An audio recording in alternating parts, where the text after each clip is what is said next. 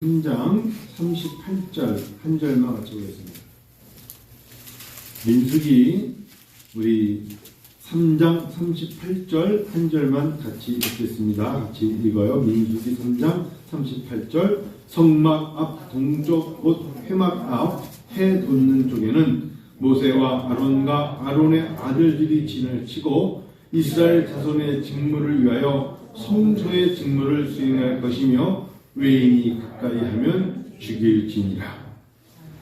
이 말씀을 가지고 매 성경에 이렇게 기록되어 있는 걸 그대로 한번 읽어볼게요. 하나님이 세우신 권위를 존중하고 하나님이 정하신 질서를 따라야 합니다.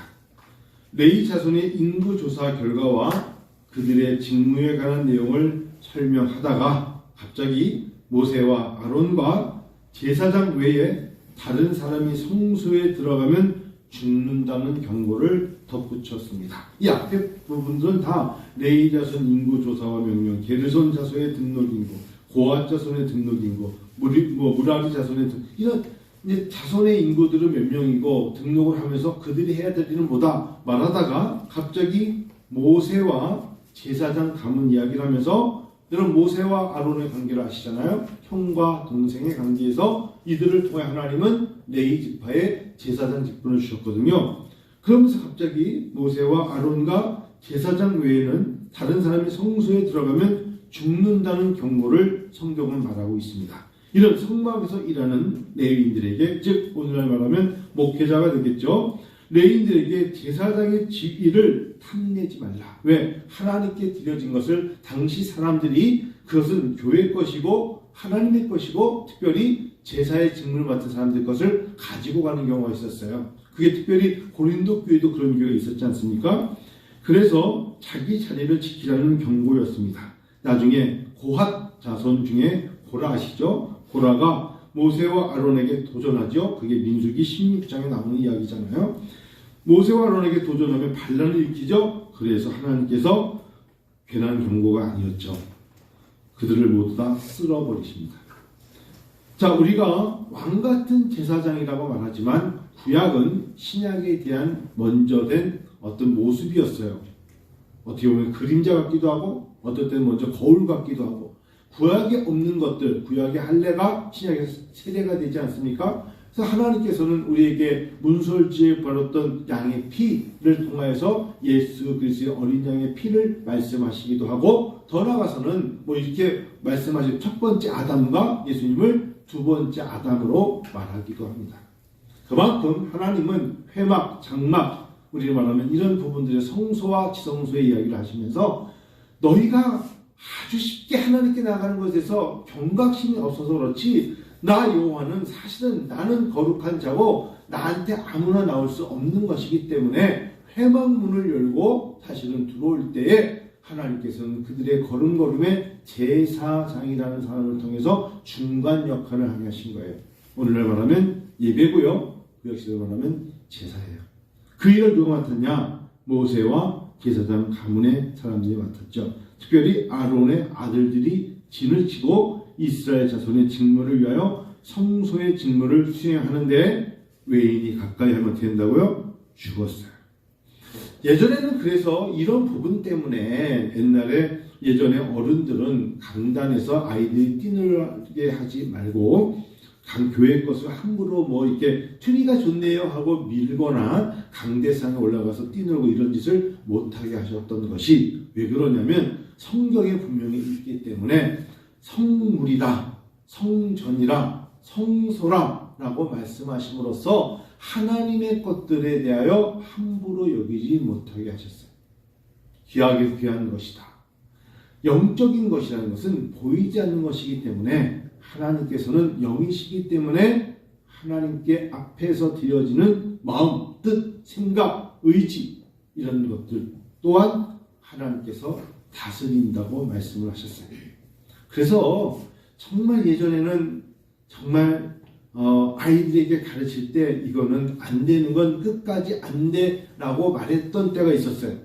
근데 어느 순간에 오늘날에 갑자기 성경 해석을 뭐로 바뀌었냐면 너희는 왕같은 제사장이잖아 라는 이야기로 목사나 나는 다 똑같은 거야. 목사가 바쁘면 내가 설교하는 거고 목사가 없으면 내가 세례하는 거고 이렇게 바뀌다 보니까 우리가 다 왕같은 제사장이잖아 라고 해석하기 시작하는 목회자들과 일부 교회가 생기고 교회라는 게 뭐 건물이지 뭐가 이까짓 중요해 라고 말하면서 말씀만 중요한 거야. 교회는 의식이 필요 없어 라고 말하기 시작하는 사람들이 생기더니 사람들은 편리주의에 빠졌습니다.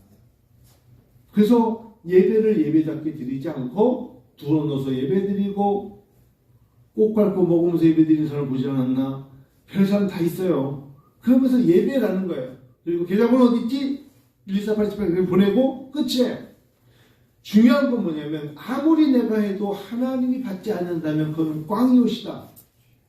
아무것도 아닌 거예요. 그래서 제가 성부영신 예배 때 하나님 우리가 이 시대를 살아가면서 참 조심해야 되는 게 있는데 뭐냐? 악인의 꾀예요. 복이 있는 사람은 악인의 꾀를 따르지 않아야 돼요. 악인은 우리가 알아요. 저 사람은 악인이야 라고 하는데 우리의 마음속에 악인들이 만들어내는 그 꾀가 기가 막힐 때가 많거든요. 악인들이 많이 만들어내는 말도 안 되는 놀라운 상상도 따라하지 못하고 흉내낼 수 없을 정도의 잔꾀를 우리는 부러워할 때가 있고 그걸 교회로 갖고 돌아서 교회가 그걸 사용할 때가 많아요. 꾀부림. 세상에서 사단과 마귀가 제일 좋아하는 이 꾀부림이 교회에 들어올 때가 많아요. 엄숙해야 되고 진심이 있어야 되고 진실해야 되고 그 다음에 그 안에 하나님을 향한 뜨거운 마음이 있어야 되는 것을 악인이 갖고 있는 장기에 사단의 역사에 사단의 계략에 다 말려들다 보니까 귀찮고 힘들고 어렵고 이런 것들에 대해서 우리는 스스로 이것이 뭐가 중요하고 타협하기 시작합니다. 그러다 보니까 한국 교회가 점점 가벼워졌어요. 너무너무 가벼워졌어요. 한국 교회가 가벼운 게 대한민국에서요. 여러분 우리나라 제일 큰 교회던 뭐 그럴듯한 교회 목사님과 천공이라는 사람하고 놓고 비교할 때 사람들은 천공이 하는 말은 다 3,000가지의 강연을 듣고 천공의 제자가 노력할 줄 몰라도 목회자들의 설교를 듣고 감동을 받지 않아요. 천공 알지? 천공 아시잖아요?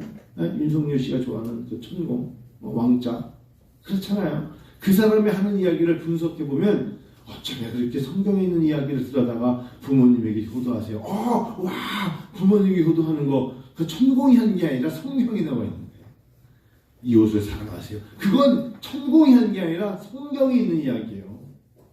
남의 것을 빼앗지 마세요. 그거는 십계명에 있는 거를 이 사람은 그대로 자기가 만든 것처럼 엄청난 정법이라고 말하는데 다 성경에 있는 거잖아요. 우리 거예요, 우리 거. 근데 그 사람이 수염 이렇게 기르고 얘기하면 대단한 거고 우리는 하나님 앞에 그 말씀 주신 거에 대해서 왜 감탄이 없죠?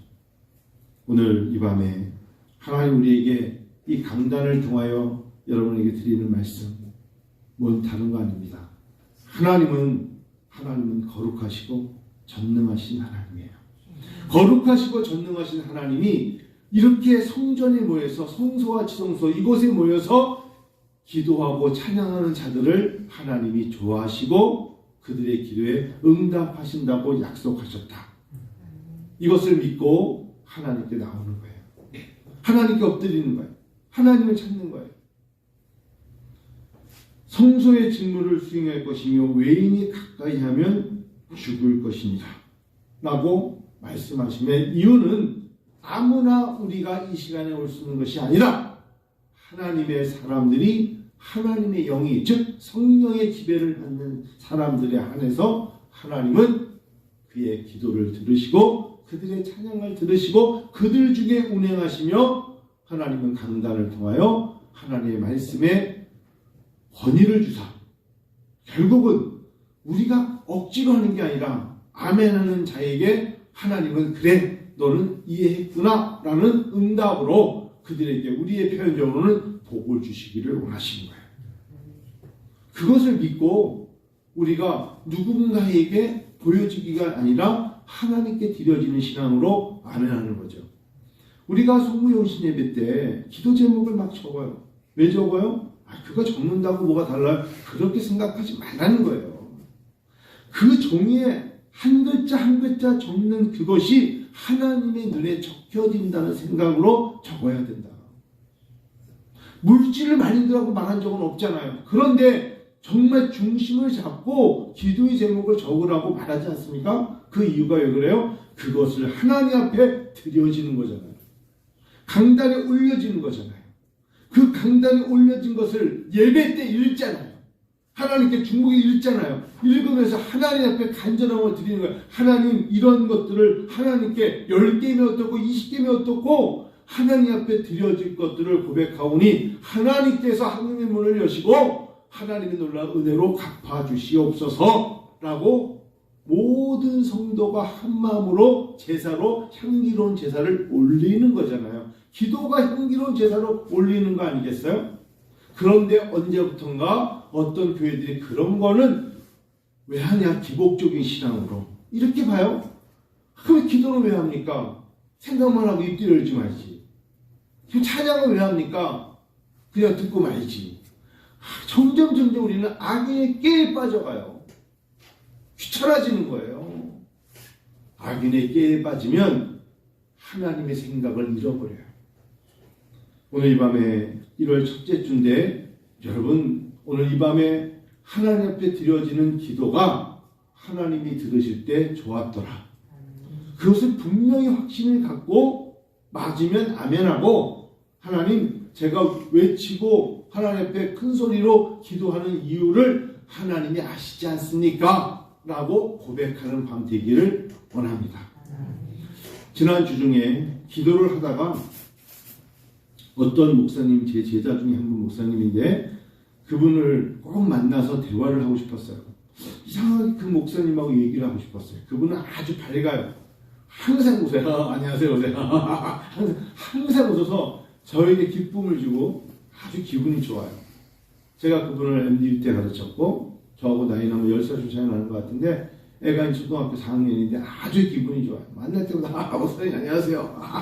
항상 그래요. 이 사람 참 밝아요. 그리고 일도 얼마나 열심히 일을 하자면 열심히 일을 말할 수 없을 정도로 열심히 해요. 너무 기분이 좋아요. 근데 내가 하루는 교회 기도를 하는데 하나님께서 오늘 이 사람하고 한번 교제를 하면 좋겠다. 그래서 아침에 제가 전화를 걸었어요. 목사님 오늘 나한테 하루 시간을 내줄래요? 그랬더니 저한테 목사님께서 교수님께서 하루 시간 내면 제가 영광이죠. 제가 영광이죠. 근데 제가 오늘 저희 교회도 9시 기도회가 있기 때문에 자기가 7시 반 8시에는 집에 들어가야 됩니다. 그러더라고요. 그래요. 나하고 오늘 하루 종일 같이 있읍시다. 나하고 오늘 밥도 두 끼 먹고 대화도 하고 마음껏 합시다.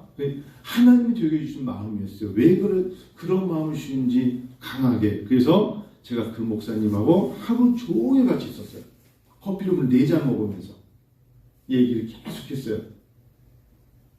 목사님 나한테 뭐 하고 싶은 얘기 있거나 오늘 내가 당신이 2023년에 하고 싶은 비전이 있으면 나누고 싶어서 그래요. 마음껏 얘기를 해봐. 특별히 다른 사람에게 못했는데 나에게 하고 싶은 말을 기도 제목으로 있으면 얘기해도 괜찮아. 제일 하고 싶은 게 뭐요? 이렇게 물어봤어요. 그냥 이거는 뭐 상담이 아니니까 당신이 정말 나한테 꼭 하고 싶은 게 뭐요? 그럼 그때 예전에 교수님께서 우리 밤에 모였을 때 이야기를 하다가 어머니 돌아가신 얘기할 때 제가 울었대. 그래 내가 그때 한번 한 적이 있었어. 맞아 기억나. 그러면서 그때 저도 굉장히 마음의 감동을 받고 교수님 공부하실 때 얼마나 힘들었을까 그 마음이 듭니다. 그래? 그게 기억이 나? 근데요 교수님 저는 어머니를 본 적이 없어요. 이렇게 시작됐어요. 어머니를 본 적이 없어요. 외할머니가 호되기에 싸서 저를 놓고 가셨대요. 평생에 어머니를 보지 못했습니다. 이렇게 시작해서 8시간을 같이 있었다. 어머니를 보지 못한 상태에서 이제 자기가 목사가 돼서 45쯤 됐으니까 어머니를 한번 찾아가고 싶대. 어머니가 충청북도 어디에 살고 계신 것도 알고 있대. 근데 어머니를 찾아갈 용기가 나지 않는데 이렇게 시작됐어요. 그래서 이제 마지막 목사님, 교수님 어머니를 찾아가도 될까요? 단 하루도 잊어본 적이 없대. 그렇게 한 해 한 해 지나다가 45년이 됐는데 혹시 갑자기 짠! 제가 어머니 아들이에요. 이러면 거기에 있는 가족들은 또 얼마나 당황을 할까? 그림을 얼마나 많이 그렸겠어요? 못 갈 것 같아요. 그래서 제가 가세요. 아마 당신이 목회자가 된 것만으로도 가야 될 이유가 있어요. 가서 어머니를 축복하세요. 어머니, 제가 목사입니다. 하나님의 목회자가 됐습니다. 라고 하면서 손을 번쩍 잡고, 이 아저씨 누구예요? 말하면 저 누구누구입니다. 라고 말하고 기도만 하고 와도 하나님 좋아하실 겁니다. 그 이야기를 하는데 7시간 이상이 걸린 거예요. 커피도 마시고 밥도 먹으면서 이야기했어요. 내가 이런 이야기를 혹시 이렇게 나눠도 돼요? 했더니 정말 그 말을 누군가에게 내가 이런 사람이라는 걸 아무도 모르고 말을 못했는데 사실 저는 이런 사람입니다. 그래서 자기가 자랄 때, 자기가 어떤 집에 버려졌을 때 자라오면서 그 아픔은, 그 마음의 상처는 무엇을 표현했느냐? 이것 표현을 이렇게 했답니다. 너무 힘들 때 안녕하세요. 너무 힘들 때 그냥 사람을 보고 안녕하세요 웃으면서 자기 마음을 표현을 그렇게 하고 못했다. 너무너무 아팠대. 내가 그 얘기 듣고 아마 우리 남목사님들 떠오르는 사람이 한 명 있을 거예요. 참 항상 밝거든요. 그 얘기를 듣는데 내 마음속에 하나님의 성령이 말씀하게 하셨구나. 그리고 그분이 저한테 너무 감사했다고, 용기가 생겼다고, 자기가 단 하루라도 빨리 어머니를 찾아가야겠다고 찾아가서 인사드리고, 자기가 자기 정말 버림받은 것에 대해서 너무 증오했대. 버림받았다. 나는 버림받은 사람이야. 라는 것들이 너무 힘들었는데 그렇게만 생각할 게 아니라 하나님이 그 마음속에 지금까지 모세도 결국은 바로의 공기를 통해 가지고 하나님 갈대아 상자를 통해서 결국 높은 자리에 올리시잖아요. 그 마음을 나눌 때 하나님 참 기뻐하시더라고요. 여러분, 제가 왜 말씀드리냐면 우리 주변에는 하나님이 내 마음속에 함께 하시면 우리는 걸림돌이 아니라 누군가에게 참 디딤돌도 될 수 있고 협력할 선을 이룰 수 있는 하나님의 영이 함께 하시면 우리는 그런 사람들이에요. 이 밤의 기도가 그런 거예요. 내 영혼이 은총 입어 중한제진 벗고보니 할렐루야 외칠 수 있는 유일한 사람들이 우리입니다. 우리가 그런 사람들이에요. 얼마나 우리가 감사합니까? 저는 오늘 충청남도 서천을 갔다 왔습니다. 노예 할애식을 서천 장항에서 한다 그래가지고 저쪽 군산에서도 오고 부여에서도 오고 정말 태안에서 오고 제가 제일 멀어요. 오산에서 오고 천안 다 모였거든요. 모여가지고 이제 뭐 인사하는 거예요. 목사님 올해 건강하시고 인사도 다 나누고 막 할 때 정말 양복에 넥타이 다 메고 인사. 우리가 노예니까 노예 신임생에서 거룩하게 하다가 적사대에 윷놀이 들어가니까 인간들이 다 달라. 갑자기 도던지 했더니 김 목사님이 개 던져가지고 말이야 잡혔잖아 막 소리 지르고 달라지. 우리 팀이 1등을 해서 오늘 15만 원 타갖고 왔습니다. 그런데 재밌어요. 근데 목회자들이 모여서 참 어떨 때는 어떤 목사님이 이야기 들으면 눈물이 나는 교회가 있어요. 폐쇄해야 될 정도로 어려운 교회도 있고 올해 결국은 폐쇄한 교회도 있고 사람이 없으니까 계속 노인들만 10명 모여있었는데 8명이 들어와서 2명 남았대. 폐쇄합니다. 거기가. 눈물이죠. 그런데 오늘 다 모여서 같이 기도하고 둥글게 서가지고 손잡고 하나님 2023년에도 하나님이 세워진 교회들을 축복하여 주옵소서. 세워진 교회의 성도들을 축복하여 주옵소서. 교회가 이기게 하여 주옵소서. 승리하는 교회 되게 하소서 라고 외치면서 손에 손을 잡고 왔거든요. 그래요. 그러한 마음으로 오늘 이 밤에 여러분들을 축복합니다. 오늘 여러분의 기도에 하나님이 응답하실 줄 믿고 하나님 앞에 담대하게 나갔으면 좋겠습니다. 내 영혼이 은총 입어 찬양을 드리자. 내 영혼이 은총 입어 438쪽. 이게 물은 옛날 물이죠? 동합찬송가 495장. 내 영혼이 은총 입어 중한제진 벗고 보니 슬픔 많은 이 세상도 천국으로 하도다. 할렐루야 찬양하세. 주 예수와 동행하니 그 어디나 하늘나라.